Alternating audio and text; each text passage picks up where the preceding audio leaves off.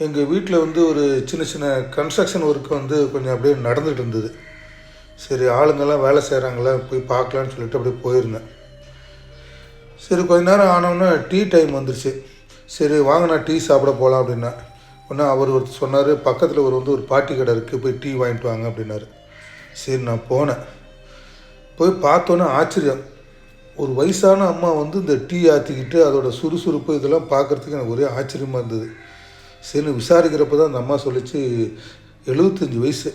75 வயசில் வந்து ஒரு கடை 3000 ரூபாய்க்கு வாடகைக்கு வச்சு டீ வடை பத்தாவதுக்கு சும்மா இருக்க டைமில் வந்து அது வந்து ஒயர் கூட வர பின்னுமாமா, அதையும் வர எடுத்து காமிச்சிச்சு. அப்புறம் பத்தாவதுக்கு வந்து அடிஷ்னலாக வந்து காய்கறிகள் வாழைக்காய் விற்கிறது. எனக்கு இந்த பாட்டியோட சுறுசுறுப்பு பார்த்தோன்னா அப்படின்னு ரொம்ப ஆச்சரியம்.